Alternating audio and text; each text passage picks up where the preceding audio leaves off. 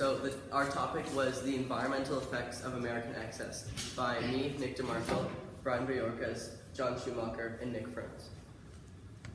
All right, so America has become the world's most predominant power through excess.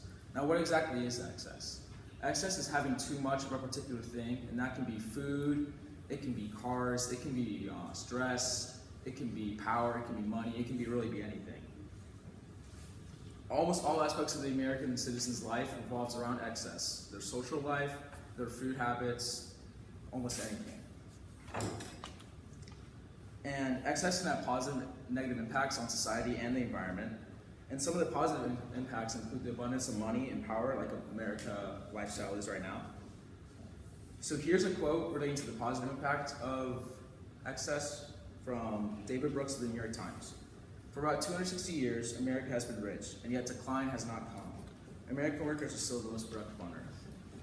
So in this case, money and power, the excess of money and power in America has rooted the work ethic of the American people to have more money, have more power, making them effective workers in an effective country.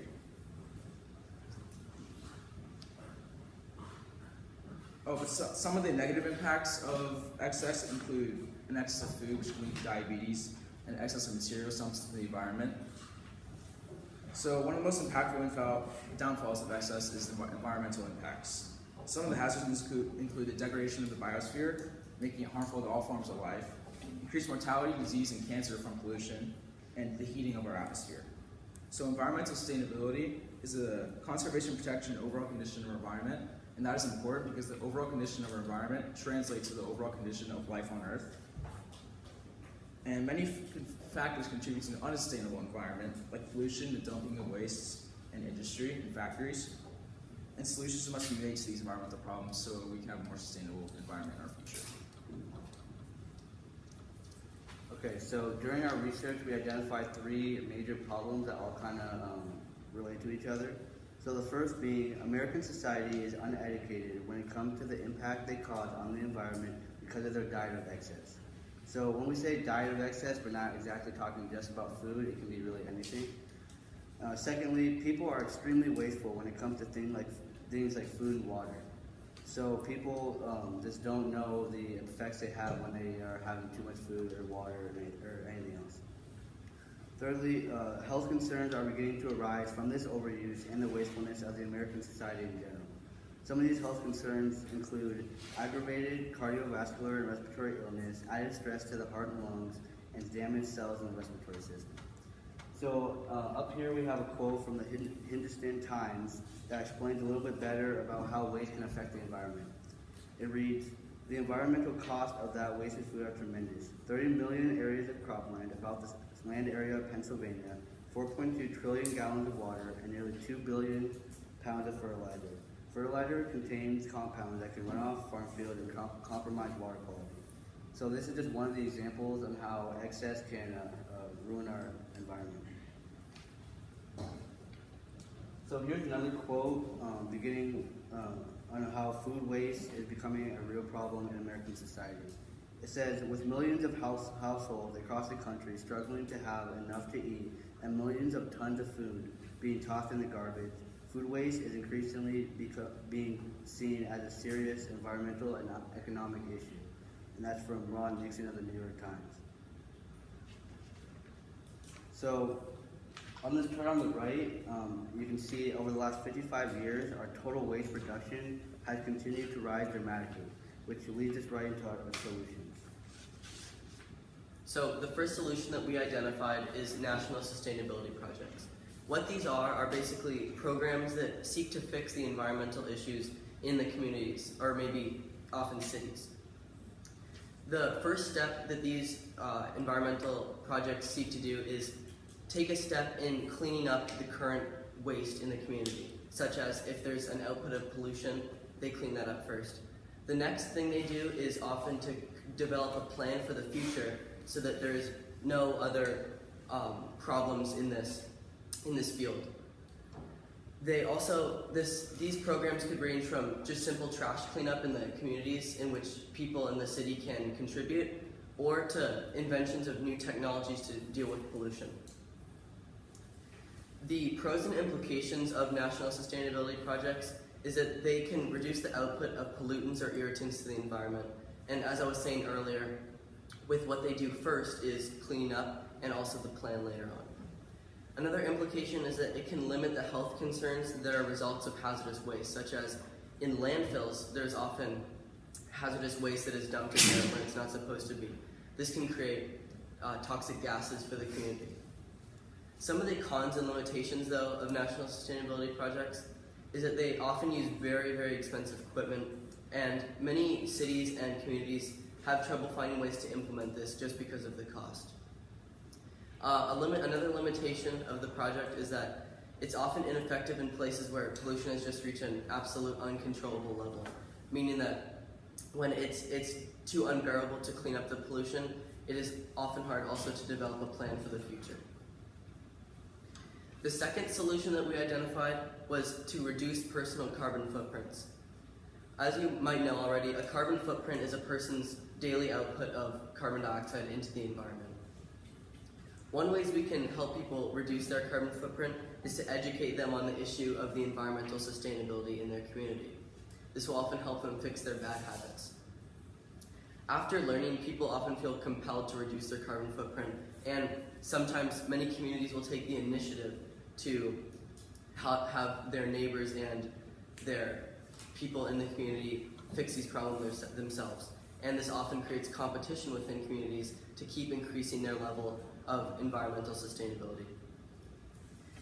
The pros and implications of reducing personal carbon footprints is that it's very easy to go around and teach different communities what they can do to help as individuals.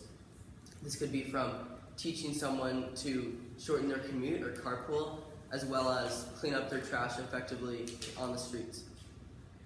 This brings me to an implication is that it can protect and clean the environment without much government intervention. And what I mean by this is that communities will take the initiative themselves to clean up rather than having the government to make laws and taxes to do so. Some of the cons and limitations of reducing personal carbon footprints is that it can often be difficult to change the current habits of people that are excessively wasting and polluting the environment. For example, if someone's commute is too long and they just don't have a way to change this, they'll often just ignore reducing their carbon footprint completely. Another limitation is that communities with no problems at the moment may ignore preparing for the future. Example, if one community has found that pollution is having them suffer with health problems, they may definitely want to contribute to reducing their carbon footprint. While another community who hasn't experienced anything like this may not want to try to prepare for the future. We chose to reduce our personal carbon footprint as it is much easier to introduce to the public and spread. All we would need to do is inform the public about the issues with overconsumption and how to stop it. Then they can take over and spread it as well. Our second reason would be that it is more cost efficient than national sustainability projects. National sustainability projects can require new expensive equipment, which would make them much more expensive than just teaching people what they can do to fix the issue. Our third reason would be that it makes people feel as if they are connected to the issue itself, as if the problem's their own. By informing people of their roles in the overconsumption, they feel responsible and look for ways to fix it themselves. As shown in this picture here, reducing, reusing, and recycling will keep materials in the cycle, which will decrease overconsumption and reduce our personal carbon footprint. And this can be done by anyone.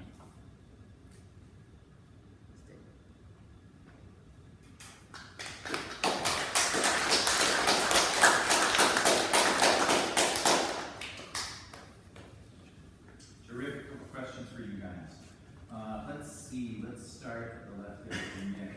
Having finished your project, what would you consider to be sort of a hole in your research? Like, if you guys could go back and start over again in light of what you're presenting on, what information could you add to it that would help, that wasn't included in any of these individuals? So I would say that a lot of of the research that we used for this presentation came out of Nick's paper. So maybe if like the rest of our papers had a little bit more about like tying it into the environment and stuff, I think it'd be more effective that way. Let's see, John would be next. Describe an argument from one of the other guys in visual reports that made you think differently about either your own research or your final. Well, my lens was cultural and social, and Nick brought up a great argument to limit our carbon footprints by easily in our communities. And I never really thought about it in cultural and social, and I could have included that in my lens because it's really easy for our culture and our social life. We could make it an easy switch, or try to make an easy switch to reducing our carbon footprint. Okay, Nick, how did you improve your ability to work with a group as a result of doing this project? I would definitely say that through our talking and discussing over which parts of each person's paper we could use definitely helped me collaborate with them better. It was difficult to choose, especially because with our topic of American excess, our lenses definitely spread quite far away from each other. So it was difficult to choose a single topic range that we would discuss. So by talking with them to decide which parts of our lenses we would use in one environmental issue, that definitely helped me with my communication skills with them. And finally, Brian, how did the group decide to include or exclude John's lens from your final presentation? We included John's lens towards the beginning, talking about how overconsumption could be useful to our society. As he talked about, our need for more is part of the reason why we are so efficient, economically wise, because we always want more, so we end up doing more to get more. Something we left out from John's paper was how he talked about how we left out some of his issues in the paper. We talked about how much people buy and stuff, but over here in this issue, in our final presentation, we decided to talk more about what happens because of this, instead of why they decide to do it. We decided to talk more about what happens because.